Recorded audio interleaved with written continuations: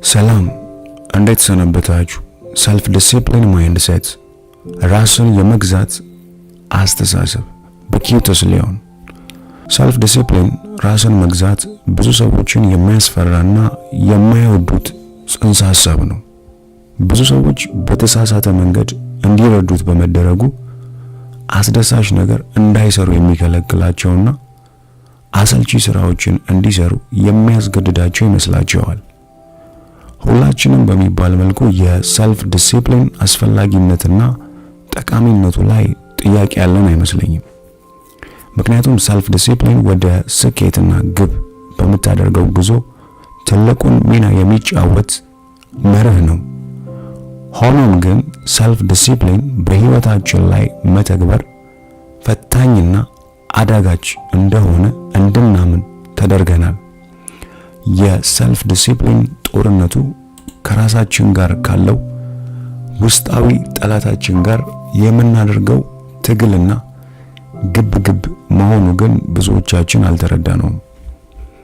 አእምሮአችን ምቾቱን ለመልቀቅና ወደ አዲስ ለውጥና እድገት ጎዳና እንዳንጓዝ የራሳችን ጠላት በመሆን ከአሮጌ ልማዶች ጋር ተጣብቆ እንዲቆይ ተደርጎ ተዋቅሯል።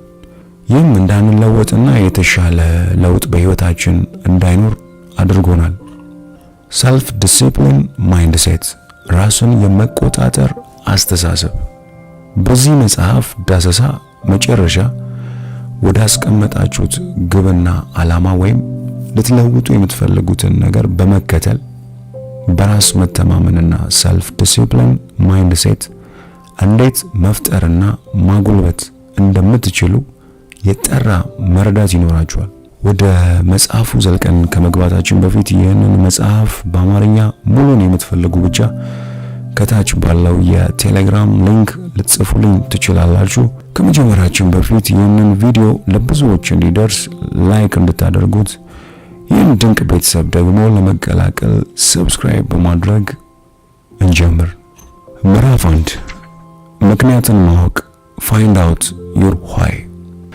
ይህንን ምዕራፍ በዚህ ምሳሌ ለመረዳት እንሞክር። አቤል ወላጅ አልባ ማዕከል ውስጥ ነው ያደገው። ሆኖም ግን ትልቅ ህልም አለው። ህልሙም ጎበዝ የእግር ኳስ ተጫዋች መሆን ነው። በዚህም ምክንያት ያለማቋረጥ ልምምድ ያደርጋል። እንደ አልኮል እና ማጨስ ያሉ መጥፎ ልማዶችን ትቶ በስልጠናው ላይ ብቻ በማትኮር ህልሙን ለማሳካት እንዲሁም ወላጅ አልባና የተተወ ቢሆን እንኳን እንደሱ ላሉ ሌሎች ምሳሌ መሆን ይፈልጋል።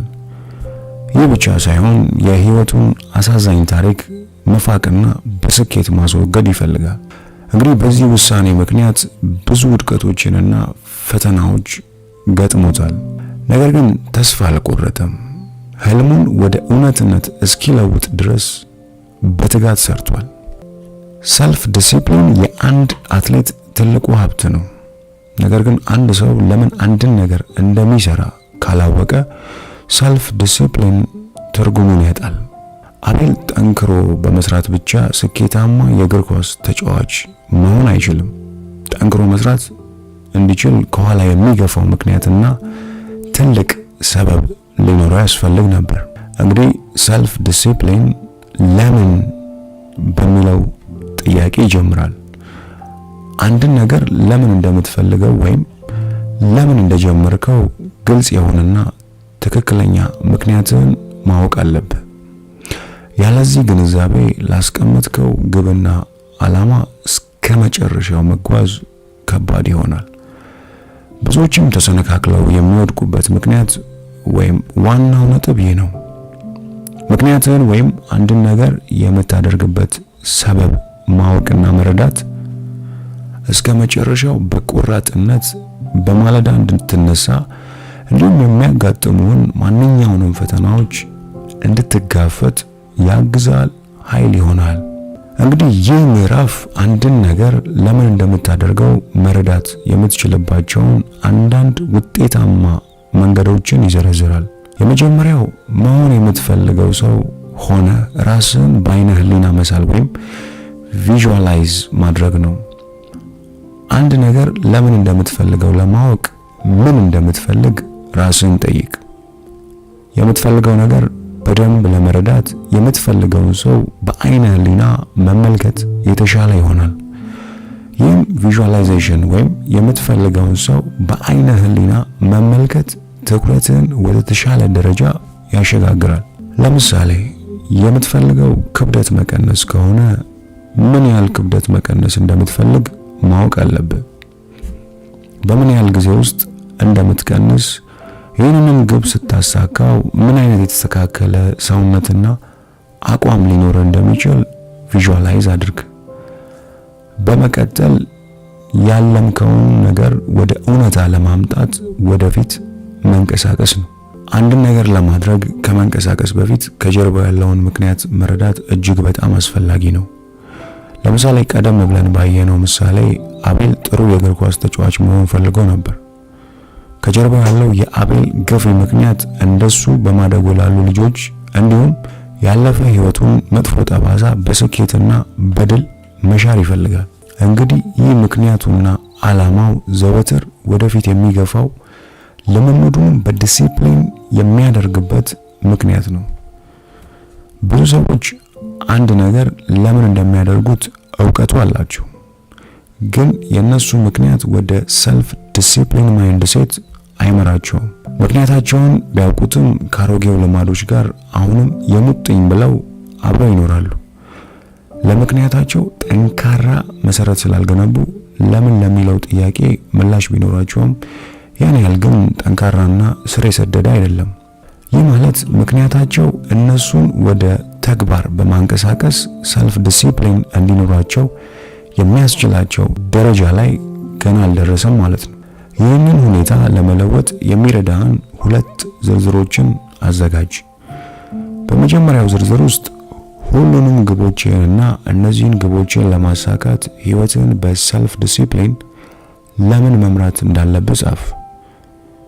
ይህ ብቻ ሳይሆን እነዚህ ግቦችን ብታሳካቸው የሚኖራቸውን በጎ ወይም ፖዚቲቭ ነገሮችን ጻፍ። በሁለተኛው ዝርዝር ውስጥ በመጀመሪያው ዝርዝር ውስጥ የጻፍካቸውን ሁሉንም ነገሮች ባታደርጋቸው ወይም ሰልፍ ዲሲፕሊን ባይኖር የሚፈጠሩትን አሉታዊ ውጤቶችን ጻፍ።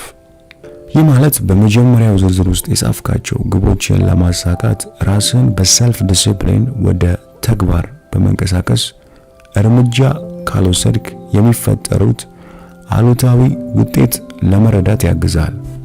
እነዚህ ሁለት ዝርዝሮች ከምትፈልገው ነገር ጀርባ ያለውን ትክክለኛ ምክንያት ለመረዳት ያስችለዋል። ይህም የጠራ ትኩረትና አቅጣጫ እንዲኖር ያግዛል። አስታውስ፣ በሙሉ ቁርጠኝነት አንድን ነገር ለማድረግ የምትፈልግ ከሆነ ያን ነገር ለምን እንደምታደርገው ግልጽ የሆነ ምክንያትን እወቅ ወይም ማወቅ አለብህ። ሰልፍ ዲሲፕሊንን ማዳበር ሰበብና ተራ ምክንያትን ከመደርደር ከዳተኝነትና ስንፍና ከሁሉ በላይ ከጠባቂነት እስር ቤት ውስጥ ወጥተህ በራስ መተማመንና በቁራጥነት ወደፊት እንድትጓዝ እርምጃ እንድትወስድ ድፍረትና ኃይል ይሰጣል። ምዕራፍ 2 ሰበቡን ያቁሙ። ስቶፕ ዩር ኤክስኪውዝስ። በጣም መጥፎ ከሆኑ ልማዶች ውስጥ አንዱ ሰበብና ኃላፊነትን ከመቀበል ወይም ከመውሰድ መሸሽ ነው። ነገሮችን ለነገ ማሳደርም ቢሆን ተመሳሳይ ነው። ይህ መጥፎ ልማድ ጥሩና የተሻለ ሰው እንዳትሆን በማድረግ ተራና በማይጠቅሙ ተግባራት ውስጥ ዘውትር ተጠላልፈ እንድትቀር ያደርጋል። ሰበቦችን በማስወገድ ብቻ ህይወትን ለራስ ስትል ቀለል እንዲል አድርገው። አንዳንድ ለራስ የምትሰጣቸው እንደዚህ ያሉ ሰበቦች ዛሬውኑ ለማቆም ነው። ትክክለኛ ጊዜ እየጠበቁኝ ነው። አንዳንድ ሰዎች ነገሮችን ለማድረግ ውስጣቸው ደስ እስኪለው ወይም እስኪሰማቸው ድረስ መጠበቅ እንዳለባቸው ያምናሉ። እነዚህ ሰዎች ሙዲ ወይም በስሜታቸው የሚመሩ አይነት ሰዎች ናቸው። ሰልፍ ዲሲፕሊን የሚሰራው እንዲህ አይደለም። ትክክለኛውን ጊዜ መጠበቅ አቁም። ትክክለኛው ጊዜ ዛሬና አሁን ነው። በስሜቱ ላይ በመመስረት እርምጃ ከመውሰድ ታቀብ። ምክንያቱም ስሜቶች ሁል ጊዜ ይለዋወጣሉ። በተለይም ምንም ነገር ለማድረግ በነሱ ላይ መታመን በጣም የከፋ ነው። ሰልፍ ዲሲፕሊን በራሳችን ላይ ከምንጨክንባቸው ገደቦች ያልፋል። በፍጹም ትክክለኛ ጊዜ እስኪመጣ በማለት ቁጭ ብሎ አይጠብቅም። በተቃራኒው አሁን ምን ላድርግ በማለት ራሱን ለኃላፊነትና ድርጊት ወይም እርምጃ ያነሳሳል። አንድን ነገር ለማድረግ ትክክለኛውን ጊዜ እየጠበቅ ከሆነና ራስን በሰበብ አስባብ ተብትበ ካገኘኸው ምክንያትን ፈልፍለ ለማወቅ ሞክር። ይህ ግብህን እንድታውቅና እርምጃ እንድትወስድ ያግዛል። ሰበብ አንተን ከማሸነፉ በፊት አንተ ሰበብህን ልታሸንፈው ይገባል። ለምሳሌ የአካል ብቃት እንቅስቃሴ ለማድረግ ከጠዋቱ 12 ሰዓት ከእንቅልፍ ስትነቃ ሰበብ ታቀርባለህ። በጣም ጠዋት ነው በማለት በሚቀጥለው ቀን ከጠዋቱ 1 ሰዓት ስትነቃ አሁንም ሰበብ ታቀርባለህ፣ ምክንያቱም በጣም ረፍዷል በማለት። እንዲህ ያሉ መሰል ሰበቦችን እየደረደር ከቀጠልክ ምንም ውጤት አታገኝም። ስለዚህ መደረግ ያለበትን አድርግ፣ ሰበብ አቁም። ሌላው ሰበብን ለማቆም ውጤታማው መንገድ የውሳኔ ሰጪነት ችሎታን ማዳበር ነው። ዘ ፓወር ኦፍ ሃቢት መጽሐፍ ደራሲ ቻርልስ ዶዊንግ እንደገለጸው ለልማዶች ተጠያቂ የሆነው የአእምሮ ክፍል ባሲል ጋንግሊያ ይባላል። ይህ ክፍል እንደ ትውስታ፣ ስሜቶችና ፓተርን የመሳሰሉ መረጃዎችን በጥቅል የሚያከማች ኃላፊነት አለበት። በቀላል አነጋገር ይህ የአእምሮ ክፍል ባሲል ጋንግሊያ አዲስ ልማድን በፈጠርክ ቁጥር ልማዶችን አውቶማቲክ ያደርጋል። አሮጌ ልማዶች አውቶማቲክ እንዳይሆኑ መከላከልና አዲስ ልማዶች ለመገንባት የውሳኔ ሰጪነት ችሎታን አዳብር። መጀመሪያ ላይ የቆዩ ልማዶችን ማስወገድ እንግዳ ሊሆን ይችላል። በውሳኔ በመጽናት አዲሱን ልማድ አእምሮ እንዲቀበለው ማድረግ ይቻላል። ይህም ያለማቋረጥ ልምምድን እንደሚጠይቅ ልብ በል። እነዚህን እርምጃዎች በመከተል ሰበቦችን ማቆምና ግቦቻችሁን ለማሳካት አስፈላጊውን ሰልፍ ዲሲፕሊን ማይንድ ሴት ማዳበር ትችላላችሁ። ደግሜ ላለው ሰበብን ለማስወገድ ትክክለኛው ጊዜ ዛሬና አሁን ነው። ምዕራፍ 3 የድርጊት መርሃ ግብር አውጣ። ክሬት አን አክሽን ፕላን። ይህ ምዕራፍ እቅድና ግብን ለማሳካት መውሰድ ያሉብን እርምጃዎች በስፋት ይዘረዝራል። ይህንን ለማድረግ በጣሽ ወረቀትና እስክሪብቶ አሊያም የእጅ ስልክዎን ወይም ኮምፒውተሮን መጠቀም ይችላሉ። በመቀጠል የድርጊት መርሃ ግብር አክሽን ፕላን ለማውጣት እነዚህን ዝርዝሮች ማካተትህን እርግጠኛ ሁን። እቅድን የምታሳካበት ጊዜ፣ ተጨባጭ ችግሮችን ለመፍታት የምትጓዝባቸው ስትራቴጂዎች፣ እንዲሁም መሻሻልህን የምትቆጣጠርበት ወይም የምትገመገምበት ሰንጠረዥ። የድርጊት መርሃ ግብር ወይም አክሽን ፕላን ምን ያህል የጠለቀና የተብራራ መሆን እንዳለበት መወሰን ያንተ ምርጫ ነው። ግብ ወይም አክሽን ፕላን ስማርት የሚለውን የተለመደ ሞዴል ግን መከተሉን እርግጠኛ ሁን። ስማርት ስንል ስፔሲፊክ፣ ሜዠረብል፣ አቺቨብል፣ ሪያሊስቲክ እና ታይምሊ ማለታችን ነው። ስማርት ግቦች ተግባሮችን በቀላሉ መቆጣጠር እንድንችል ያግዙናል። ሰልፍ ዲሲፕሊን ቀጣይነት ባለው መልኩ እርምጃዎችን መውሰድ ማለት ሲሆን ምን አይነት እቅድ ማውጣት እንዳለብህ ካላወቅ ኮንሲስተንሲ ወይም ወጥነት ባለው መልኩ ቀጣይነት ያለው ሆኖ ለመቆየት አስቸጋሪ ይሆናል። ስለዚህ ስማርት ግቦችን ማውጣትና ማቀድ አእምሮን ዲሲፕሊን ያደርገዋል። ይህም በቋሚነት ውጤታማ የሆነ ልማድን ለመገንባትና ሰልፍ ዲሲፕሊን ማይንድ ሴትን ለመገንባት ያግዛል። እቅድና ግብ አውጥተ በምትንቀሳቀስበት ጊዜ በጉዞ ላይ ብዙ ተግዳሮቶችና ፈተናዎች ይኖራሉ። ያልተጠበቀ ነገር ቢከሰት ምን ማድረግ እንዳለበት ቀድመ ማቀድ ያስፈልጋል።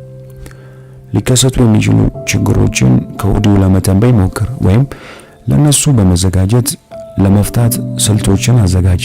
ለምሳሌ ነገ ከጠዋቱ 11 ሰዓት ከእንቅልፍ ነቅተ ስፖርት ለመስራት እቅድ ካወጣ አላርምን አጥፍተ ተመልሰ ብተኛ እንኳን በቤት ውስጥ ያለ ሰው እንዲቀሰቅስና እንዲያስነሳ ኃላፊነት ስጥ።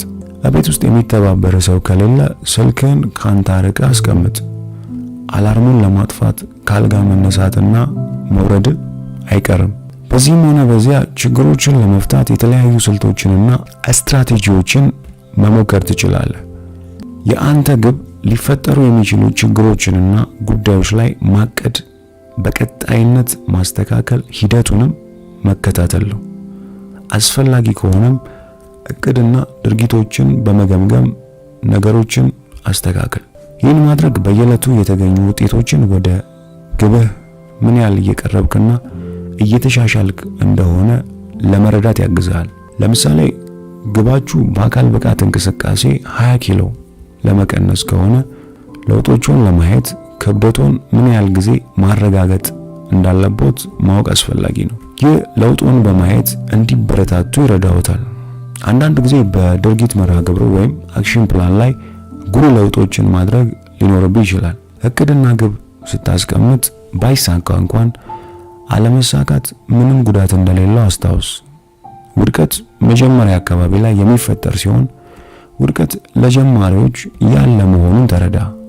ከማለቃቀስም ከስህተትና ውድቀትህ ለመማር ሞክር። ራስህን ከመቅጣትም ጥረትህን አድንቅ። ስትወድቅ ሁለት አማራጮች አሉ፣ ወድቆ መቅረት ወይም ተነስተ እንደገና መታገል። መፍትሄ ከመፈለግ ይልቅ በችግሮች ላይ ካተኮርክ በእርግጠኝነት ትወድቃለህ።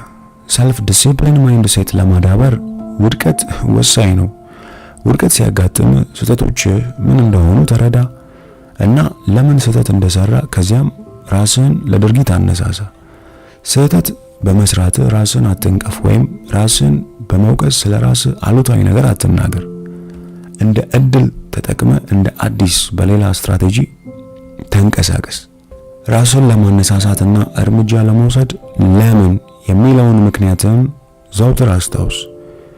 በአእምሮ ውስጥ ያለውን ትልቅ ስዕል እንዲሁም የጀመርክበትን ምክንያትና እነዚህን እርምጃዎች በመከተል የምትፈልገውን ሁሉ ማሳካት እንደምትችል እመን። ምዕራፍ 4 ኦቨርካም ቴምፕቴሽንስ። ትኩረትን የሚከፋፍሉ ድርጊቶችን መቋቋም። የድርጊት መርሃ ግብር አክሽን ፕላን እንዴት መቅረጽ እንደምትችል ተምረሃል።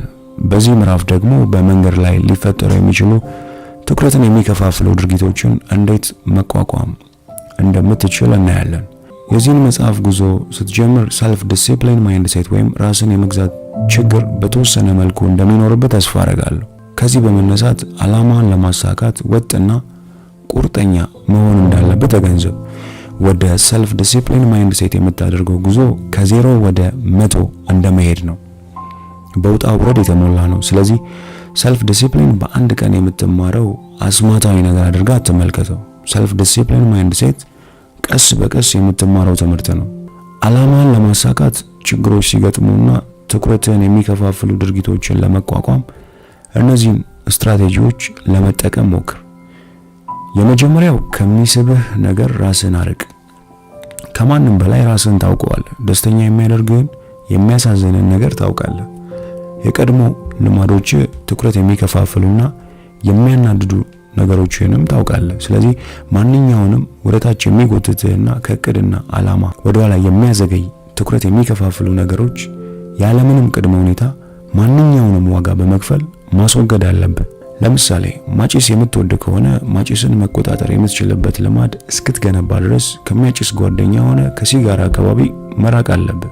ከዓይን የራቀ ከልብ ይርቃል የሚባለው አባባል በዚህ ነጥብ ላይ ይሰራል። የማትፈልገው ማንኛውንም መጥፎና ጎታች ልማድ ከእይታ ርቅ ወይም አንተ ሽሽ። ሌላ ምሳሌ፣ ፈተና አለብህ፣ ማጥናት ፈልጋል፣ ነገር ግን የኔትፍሊክስ ተከታታይ ፊልሞችን መመልከት ደግሞ ፈልጋል። መፍትሄው ከኔትፍሊክስ ደንበኝነት ምዝገባ ራስን ማቋረጥ፣ አንሰብስክራይብ ማድረግ ወይም ፊልሞችን ለመመልከት የሚገፋፋን ማንኛውንም ነገር ማስወገድ ነው። ሁለተኛው ስልት ትኩረትን የሚከፋፍሉ ነገሮችን በመቃወም ራስን በዓይነ ሕሊና ወይም ቪዥዋላይዝ ማድረግ ነው። ፈተናዎችን ስትቋቋም በዓይነ ሕሊና ተመልከት። አእምሮህን የሚሞላው ነገር በአስተሳሰብ ላይ ተጽዕኖ እንደሚኖረው አስታውስ። ስለዚህ አእምሮህ ፈተናን እንዲቋቋም መንገር፣ ይህ በዓይነ ሕሊና መመልከትህ ጦርነትን ለአእምሮአችን በምንም ዋጋ ፈተናን እንዳይቀበል ያደርገዋል። በራስ የመተማመን ስሜት እስኪሰማ ድረስ በአይነ ህሊና ማየት እንዳታቆም። ሶስተኛው ስልት ጊዜያዊ ደስታን ከረጅም ጊዜ ውጤቶች ጋር አነጻጽር። ትኩረትን የሚከፋፍሉ ድርጊቶችን ለመቋቋም ከጊዜያዊ ደስታና እርካታ በዘለለ ትኩረትን ለረጅም ጊዜ ውጤትና ዘግይቶ ለሚመጣ ስኬት ላይ አድርግ። ማጠቃለያ፣ በዛሬው የመጽሐፍ ቅምሻ የድርጊት መርሃ ግብርን ለማሻሻል የሚረዳውትን ውጤታማ የድርጊት መርሃ ግብር ወይም አክሽን ፕላን እንዴት መፍጠር እንደምንችል አይተናል። ፈተናዎች በሁሉም ቦታ አሉ። ሆኖም ግን ችግሮችን እንዴት መቋቋም እንደምትችልም አውቃል። ህይወትን በሰልፍ ዲሲፕሊን ማይንድሴት መርህ መምራት ስትጀምር በየቀኑ የምትደረድራቸው ሰበቦች ድራሻቸው እንደሚጠፋም እወቅ። ስሜት ላይ ሳትደገፍ ማድረግ ያለብህን በማድረግ ህይወትን የማትመራ ከሆነ ተግባራዊ እርምጃ ለመውሰድና ወደ እቅድ ግብ ለመድረስ እንደማትችል ማስተዋል ያስፈልጋል። ተግባራዊ እቅዶችን እንዴት መንደፍና ማውጣት እንደምትችል አይተናል። ተግባራዊ እቅድን ማውጣት ቀጣይነት ባለውና ኃላፊነት በሚሰማው መርህ እንዴት መንቀሳቀስ እንደምትችል ያግዙሃል። በመጨረሻም ትኩረትን የሚከፋፍሉ ድርጊቶች እንዴት መቋቋም እንደምትችል በጥልቀት አይተናል። የዛሬ የመጽሐፍ ቅምሻችን ይህን ይመስል ነበር። ሁሌ እንደምለው አዲስን ነገር መስማትና መናገር እንልመድ። ልታነቡት ፈልጋችሁ ጊዜ ያጣችሁለት በሌላ ቋንቋ የተጻፈ ማንኛውንም መጽሐፍ ኮሜንት ላይ ጻፉልኝ።